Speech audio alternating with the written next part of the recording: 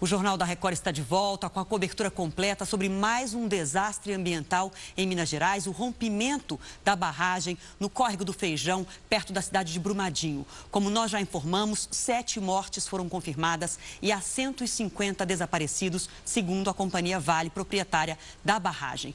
Nós temos aqui agora um mapa para a gente entender exatamente o que aconteceu naquela região com o rompimento da barragem. Essa é a imagem antes do acidente. A barragem fica aqui nesse ponto, a barragem do Córrego do Feijão, e toda essa área é a área onde havia atividade da mineração e a cidade de Brumadinho, que fica ali próximo. Tem algumas vilas ali perto também. Vamos ver agora a imagem do mesmo lugar depois do rompimento. A barragem que ficava aqui, a gente vê a imagem já com muita lama, de onde a lama partiu, descendo para várias direções e arrasando todo o vale, toda aquela região ao redor. Outras barragens da mineradora também estão aqui e há risco de rompimento ou de abalo dessas barragens, por isso a situação é tão instável nesse momento. Agora vamos ver se a gente coloca as imagens lado a lado, olha, antes do acidente e depois do acidente.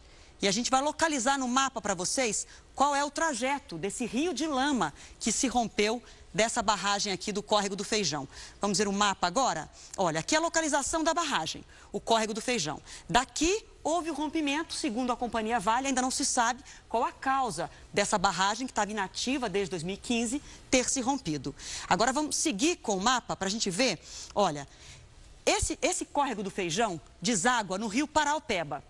O rio Paraopeba atravessa a cidade de Brumadinho. Como eu expliquei, é uma cidade pequena, na região metropolitana, a cerca de 50 quilômetros de Belo Horizonte, com cerca de 50 mil habitantes. O rio Paraopeba atravessa a cidade. Agora, a próxima arte faz a gente entender que o Paraopeba é um afluente do Rio São Francisco. Ou seja, o rompimento da barragem, o rio de lama que saiu da barragem rompida, vai seguir esse caminho. Córrego do Feijão, rio Paraopeba e vai desaguar no Rio São Francisco. Eu vou pedir a gentileza agora de um engenheiro de recursos hídricos, doutor Eduardo Giansante, que é também especializado em saneamento, participar com a gente. Muito obrigada por ter aceito o convite do Jornal da Record, para a gente entender. Vamos falar primeiro do dano ambiental, que nós não temos como dimensionar, mas é muito provável que esse rio de lama chegue à bacia do São Francisco, que segue para o Nordeste, abastecendo os estados do Nordeste? Boa noite a todos que estão nos assistindo. Sim. É um evento muito grave, porque o rio Paraopeba, ele aflui ao rio São Francisco, mesmo que seja a montante, como diz, acima da barragem de Três Marias, é possível que passe mancha dessa poluição, vamos chamar assim, e que chegue rio abaixo. Eu quero lembrar que a Bahia, municípios baianos, municípios pernambucanos e vários outros municípios, e até a transposição de São Francisco, pode ser, de alguma forma, afetado em última instância. Eu lembro que eu tive a oportunidade de conhecer, de verificar a tragédia de Mariana e que essa mancha de poluição, vamos chamar assim, ela chegou no oceano, ela se propagou por uma distância muito grande. Então eu vejo que nós temos uma imensa tragédia ambiental, novamente. Isso é inadmissível acontecer de novo, uma tragédia em um período tão curto, né? E dessa vez somada a toda essa tragédia humana também, todas essas pessoas desaparecidas. Enquanto o senhor explica isso para a gente acompanha aqui no nosso telão as imagens do lamaçal que saiu cobrindo carros, máquinas. Agora eu queria perguntar para o senhor, que tem 35 anos de experiência nessa área. Uma barragem se rompe sem dar algum sinal? Silenciosamente, de repente, uma barragem se rompe? Não. Barragem, ela sempre dá um sinal de que existe algum evento, algum fator que pode estar estabilizando. Que tipo de sinal?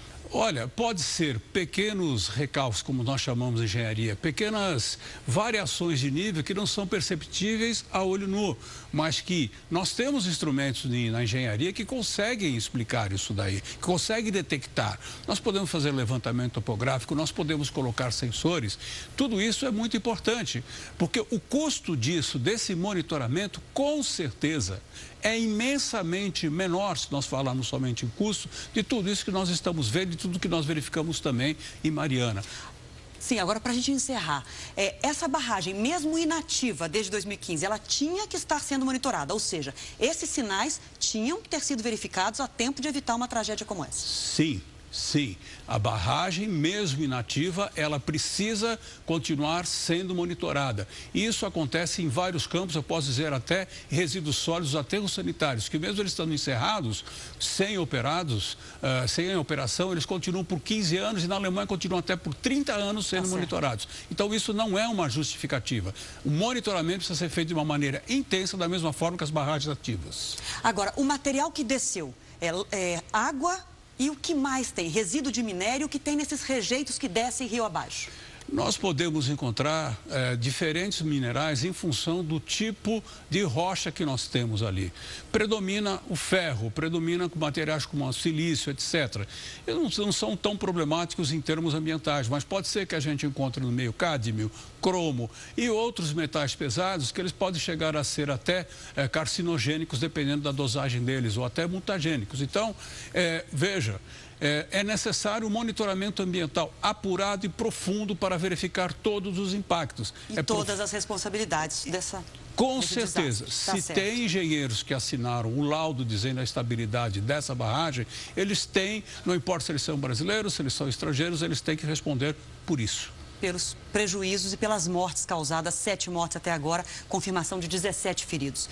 Eu quero agradecer a presença do senhor, os seus esclarecimentos. Muito obrigada. Muito obrigado. Boa noite. Você vai ver a seguir, ações da Vale caem após o rompimento da barragem de Brumadinho. E os instantes dramáticos do resgate de uma vítima feito pela equipe do helicóptero pilotado por uma mulher.